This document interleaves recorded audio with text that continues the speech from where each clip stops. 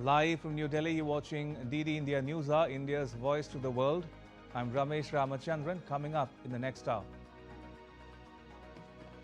External Affairs Minister S. Jaishankar says the U.S. should respect India's red lines amid talks to defuse tariff crisis and clinch a bilateral trade pact. Much of the world has reached those understandings, but it has to be an understanding where our bottom lines, our red lines are respected. At least 47 killed as heavy rains trigger landslides and flash floods in Nepal. Prime Minister Modi pledges India's support.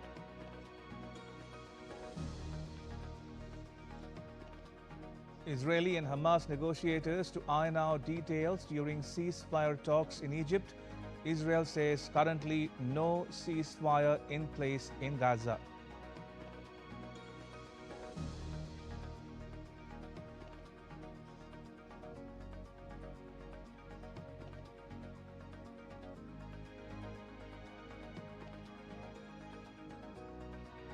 And OPEC Plus to raise oil output from November amid persistent worries over a looming supply glut.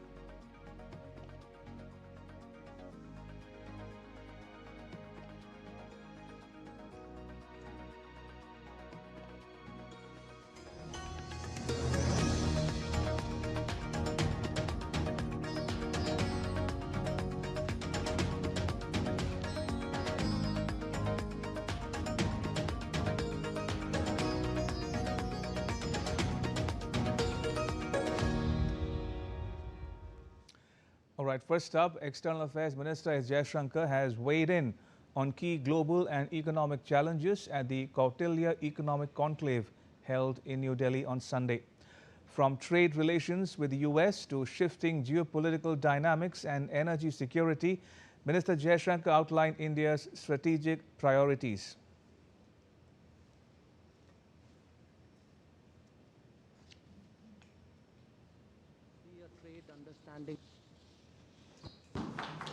India's External Affairs Minister S. Jaishankar on Sunday said India is working to resolve trade issues with the United States. Addressing the closing session of Kautilya Economic Conclave, Jaishankar also spoke on safeguarding India's economic interests. At the end of the day, there has got to be a trade understanding with the United States. There has to be one because it is the world's largest market, but also because it is, much of the world has reached those understandings. But it has to be an understanding where our bottom lines, our red lines are respected.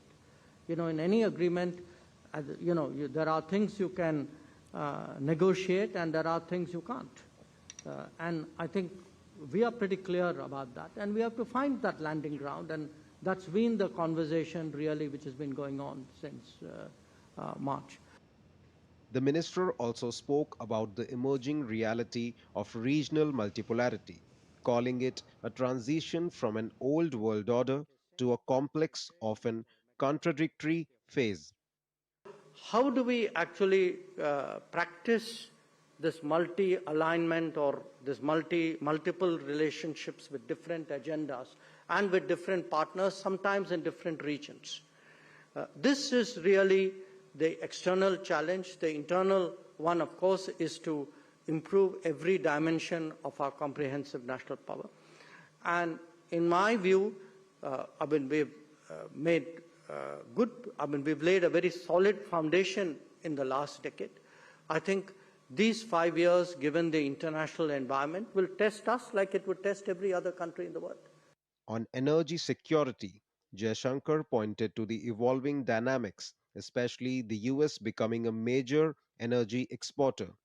He raised concerns over price caps, sanctions, and subsidies, questioning the role of market forces in such a disrupted system.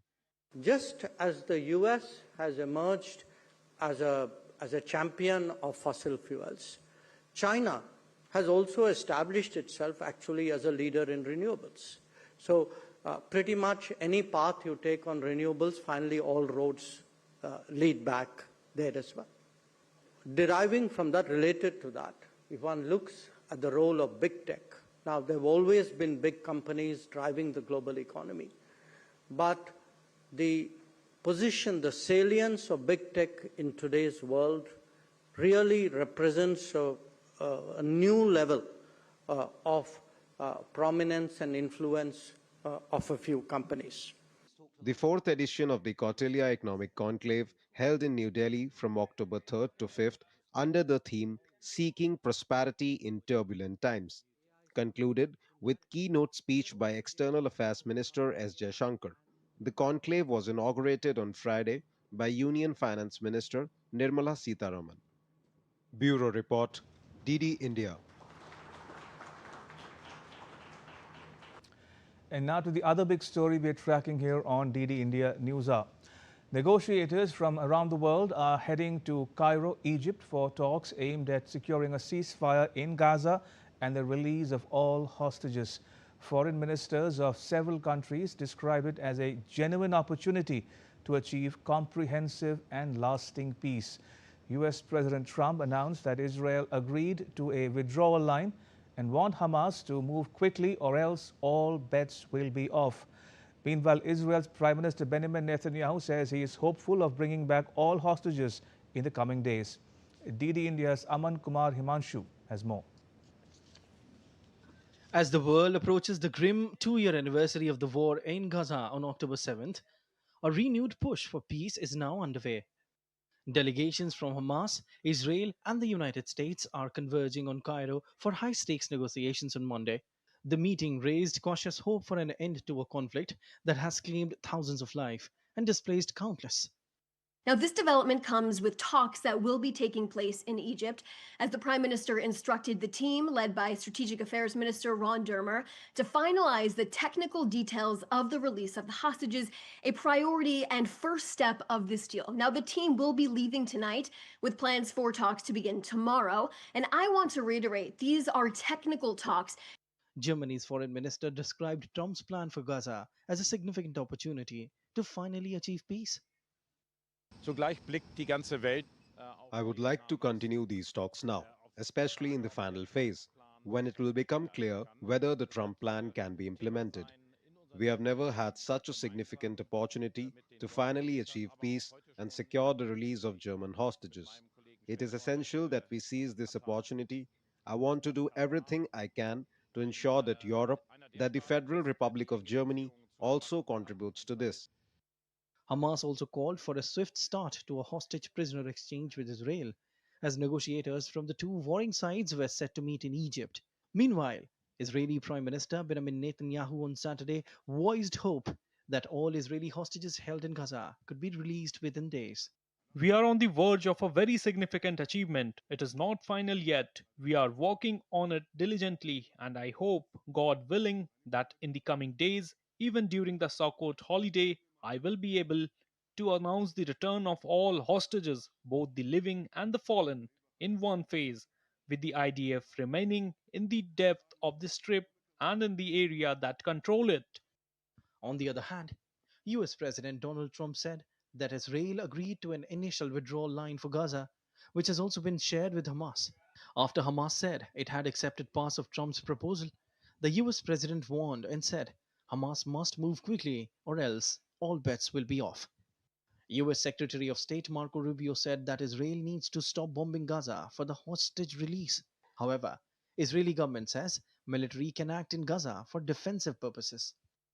While certain bombings have actually stopped inside of the Gaza Strip, there's no ceasefire in place at this point in time, although there has been this temporary halt in certain bombings. The Prime Minister has given orders actually for defense to fire back for defensive purposes, of course, if there is a threat to their life in the battlefield in Gaza. Pope Leo also hoped that a peace plan for Gaza would soon reach the desired results.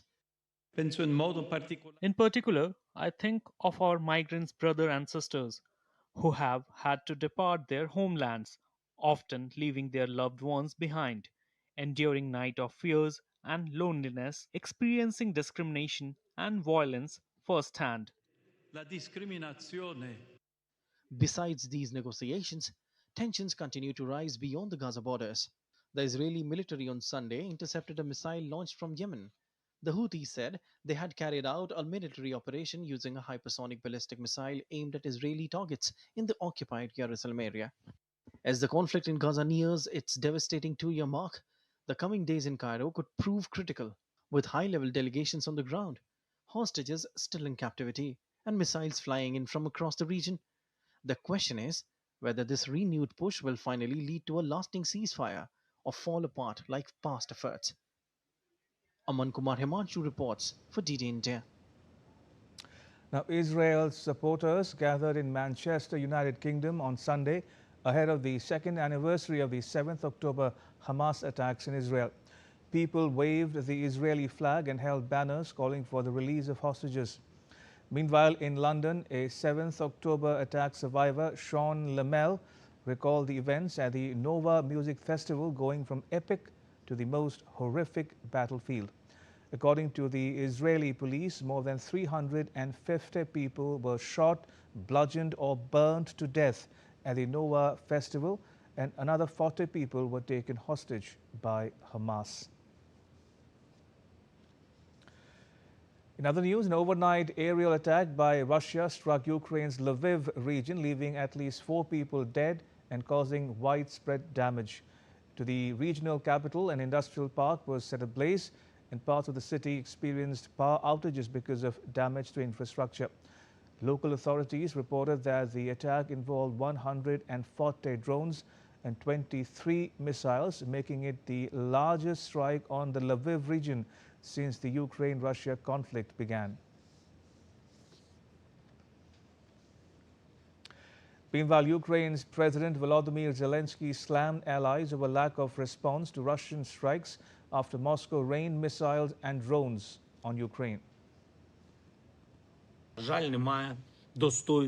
Sadly, there is no strong, adequate response from the international community to what's happening. Constant escalation and brazenness of these strikes.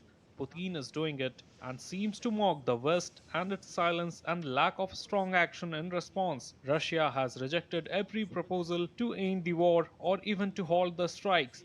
It's bluntly trying to destroy our civilian infrastructure, especially now ahead of winter. Gas facilities, power plants, and transmission system. Zero real reaction from the world. And for his part, Russia's President Vladimir Putin warned on Sunday that the U.S. plans to supply Ukraine with long-range Tomahawk missiles capable of striking deep inside Russia, including Moscow, would destroy Moscow-Washington, D.C. relations. Earlier, U.S. Vice President J.D. Vance had confirmed that Washington, D.C. is considering Ukraine's request for these missiles, though no final decision has been made. This escalation comes amid ongoing Russian advances in Ukraine and increased tensions following a recent U.S.-Russia summit. There were issues raised such as discussions about supply of new weapon systems to Ukraine, including long-range and high-precision systems like Tomahawks. I have already said that this will lead to the destruction of our relations, or at least the positive trends that have emerged in these relations. Still to come on DD India Newshour. Syria holds the first parliamentary election since Bashar al-Assad's ouster.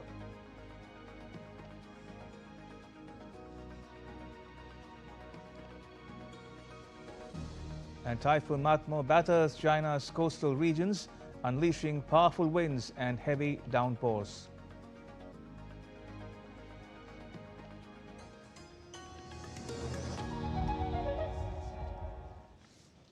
Can the U.S. launch a bombing campaign against Iran? The Philippines vessel suffered structural damage. The saga of child sexual abuse is the United States China's debt trap strategy. Truth is stranger than fiction.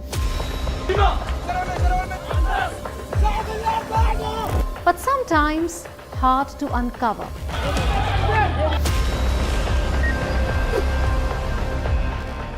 Trust us to tell the truth, unadulterated and pure, of every story that matters to you. everyone, save your country. You read between the lines, cut the clutter, and connect the dots to get you the full picture. Watch Connecting the Dots at these times with me, only on DD.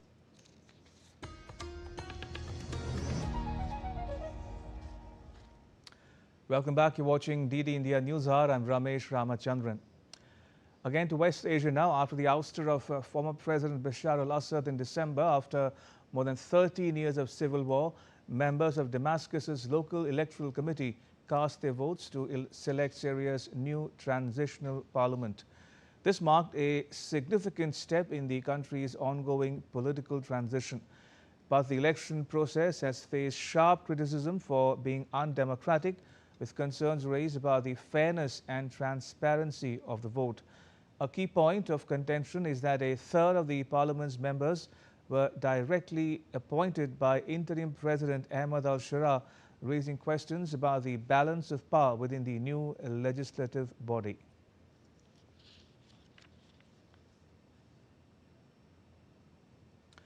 The death toll from the collapse of an Islamic boarding school in Indonesia's East Java province has risen to 45 as rescuers continue to retrieve bodies from the rubble a week after the tragedy. The multi-storied school collapsed during afternoon prayers on 29 September, trapping hundreds of students underneath, mostly teenage boys aged 13 to 19. The building reportedly gave way because of structural weaknesses linked to ongoing construction work on its upper floors. Rescue teams, aided by cranes and heavy machinery, have evacuated 149 people, including 104 survivors. Authorities say that the search operation is around 60% complete, with at least 26 people still missing.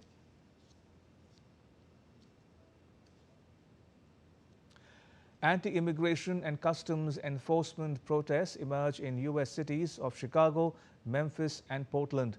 Tensions rise in Chicago and downtown Memphis as protesters rally against President Trump's plan to deploy the National Guard and U.S. government agencies to these cities. President Trump authorized sending 300 National Guard troops to Chicago amid growing unrest. He has vowed to escalate immigration enforcement in Chicago and other Democratic strongholds that limit cooperation with the U.S. government operations. The protests intensified after U.S. Border Patrol personnel shot a woman in Chicago. No law enforcement officers were seriously injured. During the confrontation, Immigration and Customs Enforcement agents used pepper spray and rubber bullets to try to disperse protesters, escalating the situation further.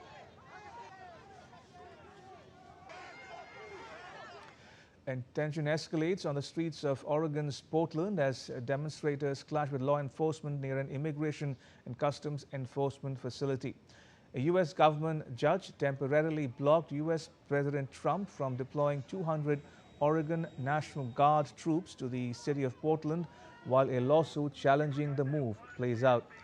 The ruling by U.S. District Judge in Portland is a setback for President Trump as he seeks to dispatch the military to cities he describes as lawless over the objections of their Democratic leaders. Portland officials said the Trump government was threatening to withhold U.S. government funding from the city without formal notice or justification. The Democrat mayor of Portland has warned that the move would siphon off vital funding from the economy during a U.S. government shutdown that is already hurting cities across the nation. As with other states, most U.S. government aid to the state of Oregon helps fund healthcare, education, and transportation. Pope Leo called on the world's 1.4 billion Catholics on Sunday to care for migrants, pressing ahead with a message of welcome days after criticizing U.S. President Trump's hardline immigration policies. Leo, the first U.S. Pope, told thousands of pilgrims celebrating a Mass in St. Peter's Square in the Vatican that immigrants should not be treated with the coldness of indifference or the stigma of discrimination. He called on Catholics instead to open their arms and hearts, welcoming them as brothers and sisters. In particular, I think of our migrants' brothers and sisters. who have had to depart their homelands, often leaving their loved ones behind, enduring night of fears and loneliness, experiencing discrimination and violence firsthand. La discriminazione. North Korea's leader Kim Jong-un warns of new military measures amid rising U.S. presence in South Korea. Speaking at military hardware exhibition, Kim said North Korea will undoubtedly develop additional military measures to respond to the buildup of U.S. military forces without elaborating further. At the exhibition venue, North Korea's state-run TV KRT showed still photographs of displayed military weapons, including the North's short-range ballistic missile, which Ukraine and Western officials have said was supplied to Russia and used by Moscow to strike Ukraine.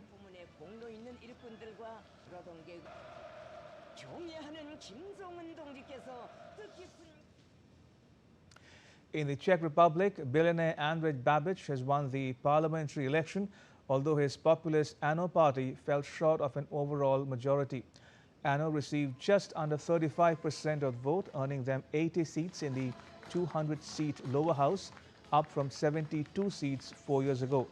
Babiš, who served as Prime Minister from 2017 to 2021, is expected to be invited to lead talks on forming a new coalition, while Prime Minister Petr Fiala's centre-right Spolu alliance trailed with 23%. Thus, shortly after the preliminary results were announced, Fiala conceded defeat and offered congratulations to Babiš. Czech President Petr Pavel, who will tap the next premier under the constitution, said he would start talks with the elected party heads on Sunday.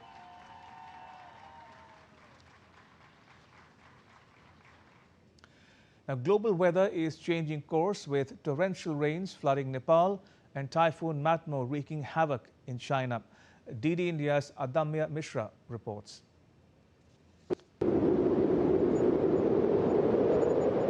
Typhoon Matmo wreaked havoc on China's southern Xinjiang city on Sunday, kicking heavy rains and strong winds after it made landfall on the coast of Guangdong province. The storm left Xinjiang with uprooted trees and damaged scaffolding, forcing more than 116,000 residents to relocate to temporary shelters. Businesses and public transportation operations were halted, while all flights to and from Xinjiang city were suspended. With Typhoon Matmo disrupting rail, road and air transport, China experiences a huge travel rush ahead of its much-anticipated Mid-Autumn Festival, forcing authorities to adjust transportation schedules to meet the high demand. Meanwhile, torrential rains in Nepal's capital Kathmandu triggered floods in various parts of the city on Saturday, flooding roads, residential areas and marketplaces. The disaster has killed over 60 people in Nepal. Rescue forces are racing to reach cut-off communities in the remote mountainous region. There is some damage, but thanks to the authorities' prior flood alert, we were able to move some good items to a safe place, which helped reduce the loss. However, another loss is that we could not run our business and valuable time was wasted. The remaining goods are covered in dirt and cannot be sold. Prime Minister Narendra Modi expressed grief over the loss of lives and extensive damage caused by heavy rains in Nepal. In Bhutan, sudden flooding of Amochu River left 4 people stranded and 2 missing. Due to the bad weather, local helicopters were grounded with Royal Bhutan Army seeking help from the Indian Army, who responded swiftly and deployed 2 helicopters, successfully rescuing the people. The royal government of Bhutan on Sunday expressed heartfelt gratitude to the Indian Army for their courageous and life-saving assistance. As extreme weather affects parts of Asia, the region faces humanitarian and logistical challenges, with authorities on high alert as they brace for further weather-related emergencies. Adamya Mishra's report for DD India. Meanwhile, continuous heavy rainfall in Bihar has once again pushed the water level of the Kosi River to a dangerous level, triggering concern across the state. The rising water levels have made the situation increasingly alarming, prompting authorities to take the swift preventive measures. Owing to incessant rain in northern Bihar and the catchment areas of Nepal, the flood situation in the Kosi region of Bihar has become grim. All 56 gates of the Kosi barrage were opened on Sunday because of high water pressure. More than 500,000 cusecs of water were released from the barrage. The NDRF and the SDRF have launched a massive rescue and relief operation. Madhubani, Saharsa and Supol districts of Kosi region are the worst affected.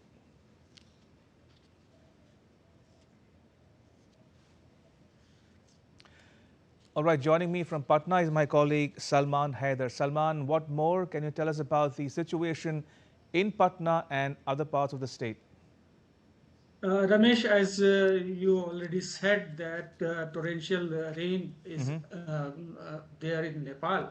Same situation is here. In fact, incessant rain occurred in North Bihar areas, including Patna, till this morning. So the rivers are swelling due to this phenomena. There is deep depression in Bay of Bengal, as per IMD reports. Around 500,000 cubic of water today has been released from Kosi barrage, where all the gates have been opened and water is flowing. There is threat of flash floods in certain areas like Supol, Saharsa, Madhubani. So the NDRF and other agencies are doing rescue and relief operations on a full swing. People have been shifted to higher places in these areas, as well as warnings are given to further population to move out from the prospective flood areas. Yes, Ramesh. Also, Salman, what kind of measures are the government or the district administrations taking or planning to take to improve the situation, be it in terms of food, water, medicines or transportation? As I said earlier, SDRF and NDRF, National Disaster Relief Force, has been deployed there for rescue and relief operations. Community kitchens have become active in the flood affected places in all those districts where flash flood has threatened the life of people and cattle as well. So the relief operation is in full swing. Rescue also is being done by the NDRF there, and there is no dearth of relief materials. So community kitchens are already in action, and people are being given cooked food there in camps. Relief camps have been set up there, and as you can see in visuals also, miking is being done by the authorities to warn the people as there is threat of flash floods in certain areas of Kosi area region. So the rescue and relief operations are in full swing here, and the thing is the administration, the concerned district administration, is continually keeping watch on the situation there. Central Water Commission has also issued warnings, and at all places the water level of Kosi River is above the danger level. At one or two places, it has also crossed the danger mark. Yes. Or I will leave you there for now. Salman, thank you. Salman Haider reporting there from Patna. Meanwhile, life in West Bengal's Darjeeling and Dwars has become tough after heavy rains on Saturday night. So far, 18 people have lost their lives in rain-related incidents. Several locals and hundreds of tourists are trapped in these areas. Hill roads in Mirik were closed after a landslide. The NDRF is engaged in rescue operations. In southern West Bengal, meanwhile, several districts were waterlogged because of heavy rainfall in the neighboring state of Jharkhand. The Damodar Valley Corporation was forced to release thousands of cusecs of water from its reservoirs. West Bengal Chief Minister Mamata Banerjee claims it is a conspiracy, and her party workers protested at a few places before the corporation's offices. Still to come on DD India News Hour. A discussion on the prospects for a Gaza ceasefire as the U.S. pushes Israel and Hamas to resolve the conflict.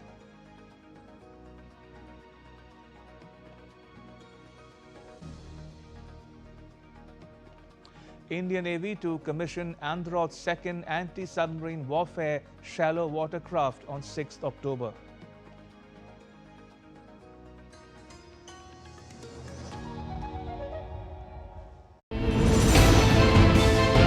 Geopolitics and trade deals. Economic challenges amid development. Hard work and the path to prosperity. It's the economy always. Between walkers, money is what money does and says. Supply creates its own demand. Between the bulls pulls and bears tears. When supply chains globalization and India rises to the podium. We'll get you centered with the economic brief at 8 p.m. every Thursday on DD India.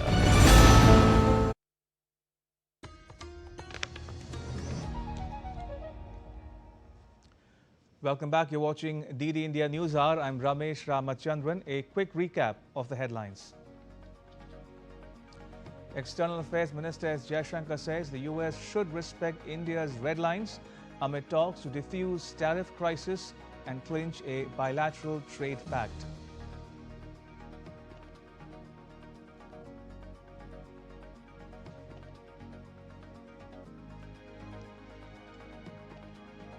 At least 47 killed as heavy rains trigger landslides and flash floods in Nepal. Prime Minister Modi pledges India's support.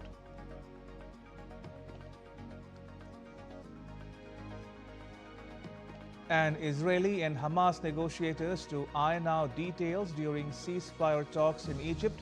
Israel says currently no ceasefire in place in Gaza.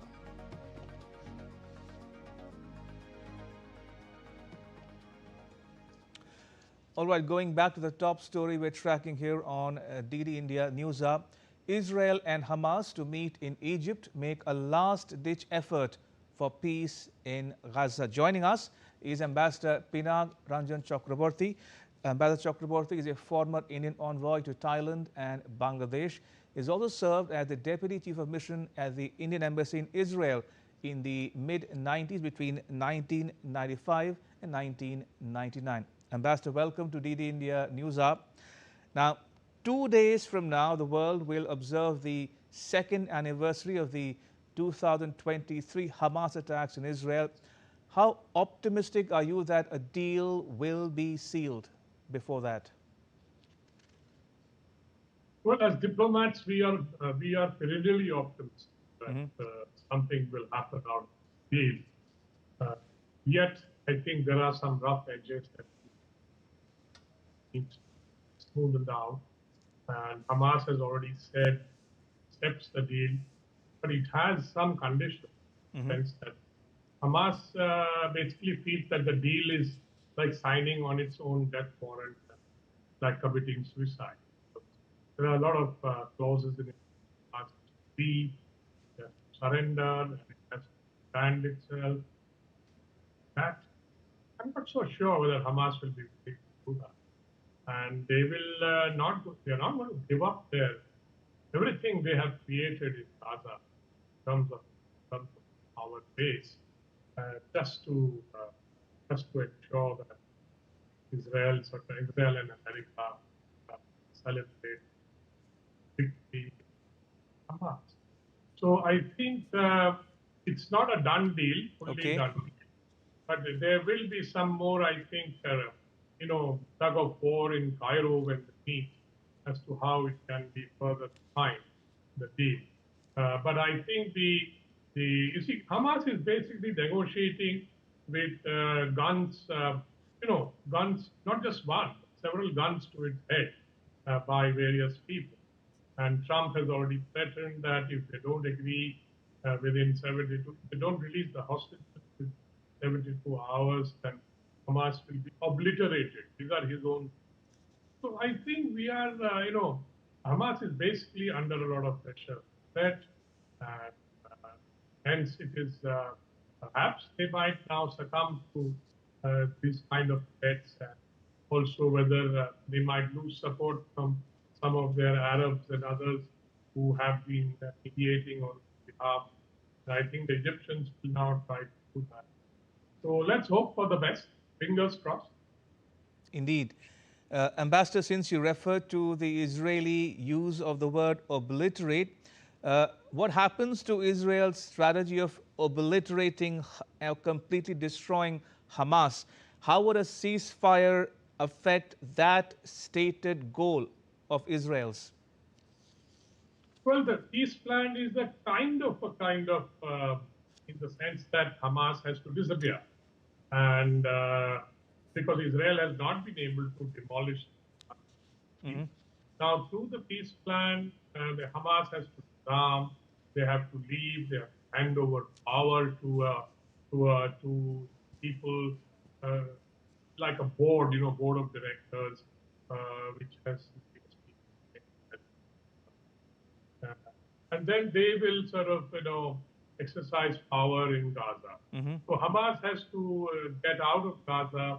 They cannot continue their activities. If they want to survive and get an amnesty, they have to, they have to put their arms down and then live peacefully as civilians or whatever. And they will be under surveillance. They come out, it will be open and say, here we are surrendering. And of course, they will be caught, and I think put under surveillance. Some of them might even be, I don't know, may even be, charged with crimes and tried. So Hamas is in a corner, but I don't know. I mean, Hamas may decide to brazen it out and say, hey, look, we will fight to the last man. Then the whole thing will figure out. Indeed, and amid all of this, Ambassador, U.S. President Trump says that Israel has agreed to an initial withdrawal line. Could you elaborate for the benefit of viewers tuning in on Trump's plans for a phased Israeli withdrawal from Gaza? Well, I think the Israelis have accepted to withdraw to a particular line, which is, of course, within Gaza. It is not as if it is at the or the border that is shown on the map, black line.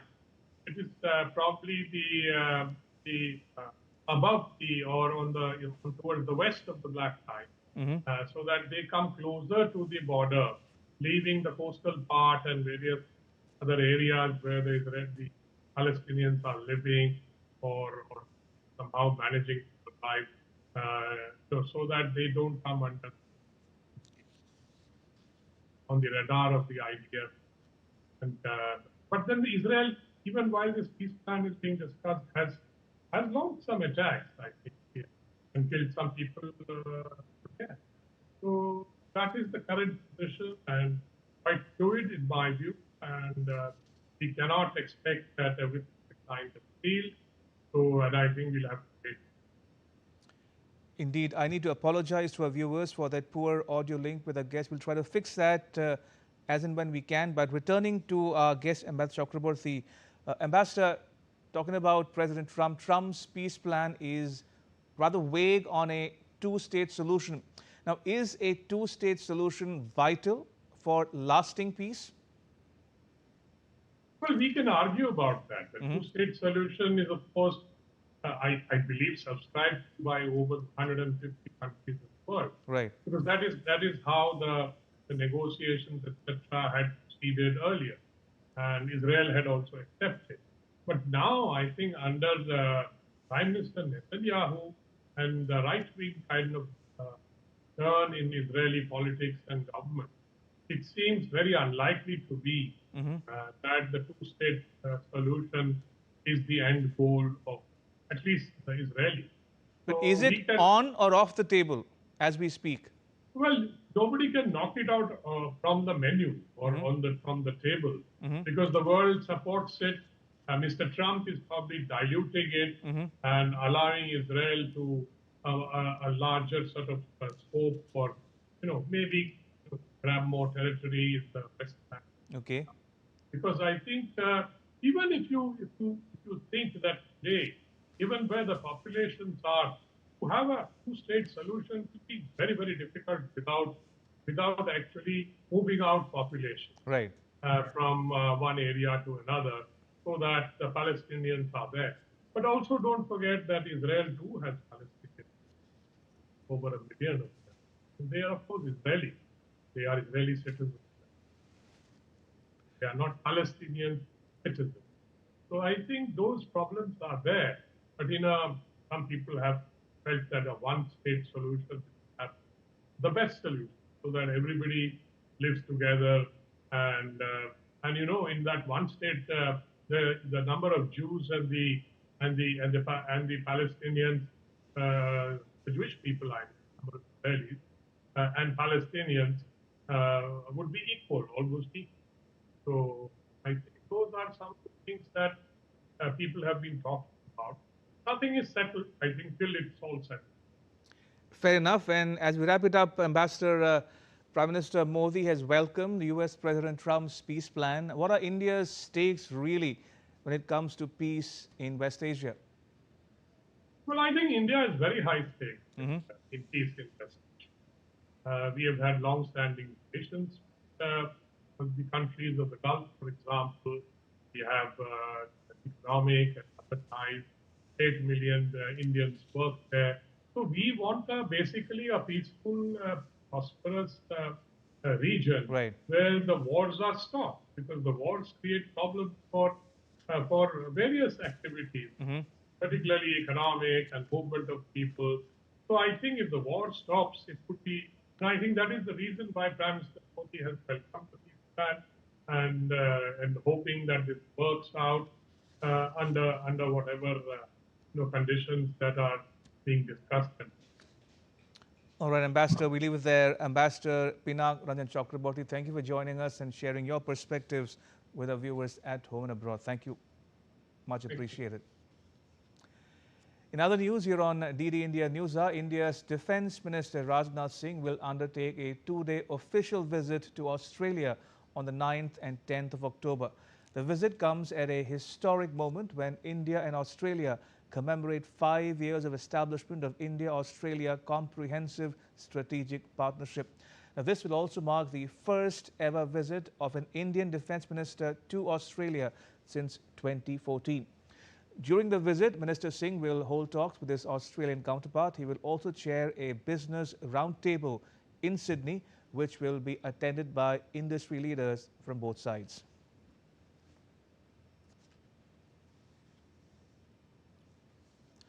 Now, Commerce and Industry Minister Piyush Goyal is visiting Doha, Qatar for the meeting of the Qatar-India Joint Commission on Trade and Commerce from 6th to 7th October. The meeting will be co-chaired by his Qatari counterpart, Sheikh Faisal bin Thani bin Faisal Al Thani. The two sides are expected to hold wide-ranging discussions, reviewing bilateral trade performance and exploring avenues to enhance trade and investment flows. The Indian Navy is set to commission Androth, the second anti-submarine warfare shallow watercraft, at a ceremony to be held on 6th October at the Naval Dockyard in Visakhapatnam. The commissioning of Androth marks yet another milestone in the Indian Navy's steady stride towards capability enhancement and indigenization. Built by Garden Reach shipbuilders and engineers at Kolkata, Androth is a testimony to India's growing maritime self-reliance with over 80% indigenous content.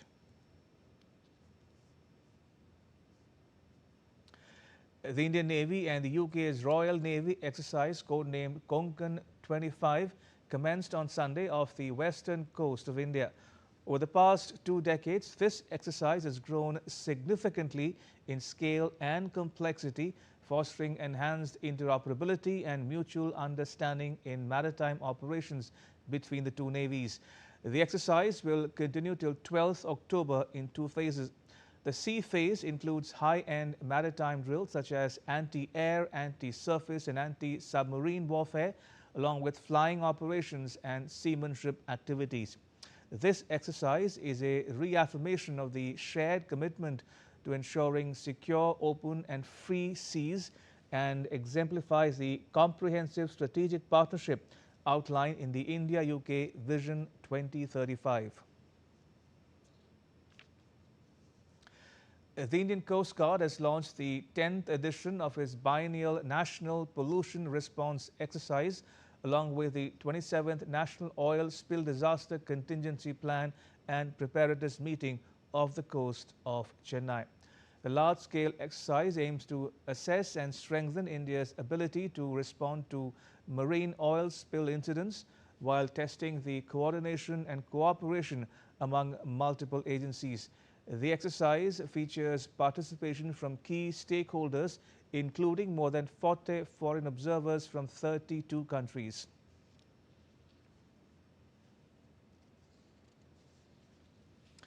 And still to come on DD India Newshour.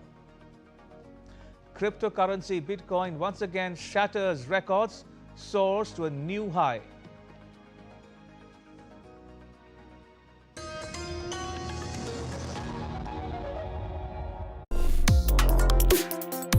Complex issues, hidden agendas, twists and turns, strategic games. We think all dots are linked. We just need to connect them. Join me every week as I connect the dots to unravel hidden designs in statecraft, mysteries, and decode issues that matter to you. Watch Connecting the Dots with me at these times on DD India.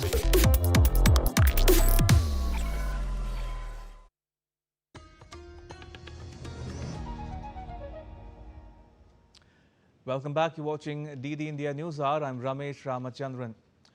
The relentless scourge of dengue continues to tighten its grip on Bangladesh, claiming 9 more lives in the 24 hours till Sunday morning, the second highest daily toll recorded this year. According to the Directorate General of Health Services, the latest fatalities have pushed the nationwide death toll to 212 in 2025. Hospitals in Dhaka and other major cities are struggling to cope with the influx of patients as thousands remain admitted with dengue fever. Doctors reported that many cases are turning severe because of delayed treatment and shortage of hospital beds. The Directorate General of Civil Aviation, or the DGCA, has reviewed airfare trends ahead of the festive season. The DGCA is mandated by the Ministry of Civil Aviation to keep a watch on airfares, especially during the festive season, and take appropriate measures in case of a surge in prices. The DGCA proactively took up the matter with airlines and asked them to augment flight capacities for the festive season by deploying additional flights to meet high demand. In response, Indigo has informed that it has deployed 730 additional flights across 42 sectors. Meanwhile, Air India and Air India Express will run 486 additional flights across 20 sectors, and SpiceJet will operate 546 more flights across 38 sectors. The ministry said that DGCA will maintain a rigorous oversight of airline fares and flight capacities to protect passengers' interests during the festive season. Saudi Arabia, Russia and 6 other members of OPEC Plus on Sunday decided to raise their production quotas by 137,000 barrels per day in November as they continue to push for greater market share. The move reflects stable market conditions and aims to regain market share while avoiding downward pressure on prices. Analysts had expected a larger hike, with markets previously bracing for a 500,000 barrel increase. Since April, OPEC Plus has shifted from curbing supply to expanding output amid competition from non-member producers such as the US and Brazil. Russia, constrained by Western sanctions and war-related damage to refineries, sees the increase as manageable. Cryptocurrency Bitcoin has once again shattered records, soaring to a new high of nearly 2.7% at around $125,000 as of 5th October. The rally is fueled by growing optimism over potential US interest rate cuts and fresh crypto reforms that are boosting investor confidence. Interestingly, at the center of this momentum is a new executive order by US President Trump which allows crypto assets to be included in the 401k retirement accounts. Notably, the Trump government has introduced key regulations supporting stable coins and exchange-traded funds. While enthusiasm grows, experts caution that the asset class remains highly volatile, posing risks for long-term retirement portfolios.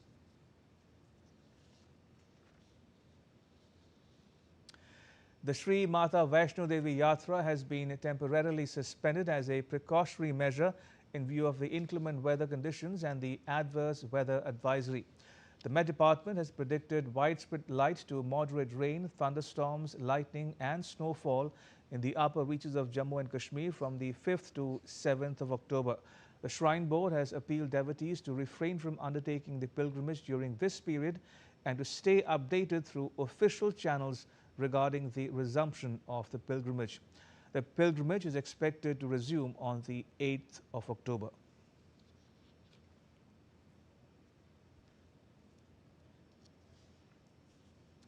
Now, in the city of Brampton in Canada, the Hindu Sabha temple welcomed thousands of devotees for one of the year's most anticipated festivals, Dussehra, also known as Vijayadashmi. The celebration featured prayers, cultural performances and a dramatic staging of the Ram Leela, culminating in the burning of a towering effigy of Ravan. DD India's Tarun Pal Singh brings us the sight, sounds and spirit of this remarkable celebration of the victory of good over evil. Reporting from Hindu Sabha Temple in Brampton, Ontario, where a grand Dussehra celebration took place. The temple ground transformed into a vibrant festival arena as thousands from the community gathered to mark the triumph over good over evil. Dussehra, also known as Vijayadashmi, commemorates Lord Rama's victory over the demon king Ravana, and tonight that ancient story came alive here in Brampton. Festivities kicked off with traditional Ganesh Puja led by temple board members. Chanting and ringing of bells, prayers were offered to Lord Ganesha for a auspicious start to an event. This was followed by a soulful Bhajan Sandhya performed by the Hindu Sabha Bhajan Mandali. Devotees joined in singing classical hymns. The atmosphere was filled with music, clapping and fragrance of incense, setting up a pious tone as dusk approached. I love to do seva because in our culture it says whenever you do some good for others, it's very good for you as well. Attention turned to main stage for a special Shiv Shankar Basamarti, a ritual worship of Lord Shiva involving sacred ash. Temple priests ignited camphor flames and offered holy ash, the glue illuminating the revered faces in the crowd. The air echoed in the sound of conch shells and prayer, creating a truly immersive spiritual experience. Actors in elaborate costumes dramatized scenes from the epic Ramayana. The audience watched in rapt attention as Lord Rama, his wife Sita, loyal Hanuman and the villainous Ravana were brought to life. The performances, complete with traditional dialogues and lively background music, had spectators cheering at heroic moments. Each scene built that anticipation for the final battle, a vivid reminder of why Dussehra is celebrated. Well, I mean, the attire is a blessing for Prabhu Lord Sri Ram, and this is a lot of team effort that's gone into it. Celebrating Dussehra at Hindu Sabha Mandir, especially in this style, with a grand look, with a grand stage, and with so much people, it's always amazing, it's always fun. So that before we started practicing, I didn't know what Dussehra was. Then after we did our practices, I finally knew all of the names of all of the Dussehras. It's been amazing, and I hope you guys love our performance because our kids, our teachers, our parents have worked so hard for this. The scene here at Hindu Sabha Temple tonight was one of the joy, devotion and togetherness. Brampton diverse community stood united, celebrating an ancient Indian tradition on Canadian soil with equal fervor. From the prayers at dusk to the fiery conclusion at night, the event was a powerful reminder of the values of the Dussehra pole.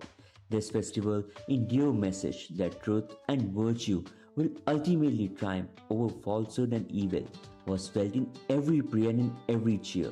As the flames of Ravana Dahan died down, they illuminated a collective hope that goodness will always prevail. From Canada, this is Tarun Paul Singh.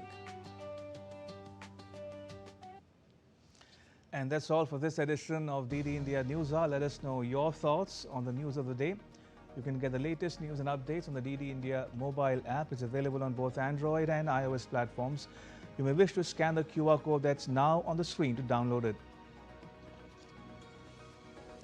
And we'll be back with more news as it breaks here on DD India. I'm Ramesh Ramachandran. From all of us here in New Delhi, thanks for watching DD India Newshour.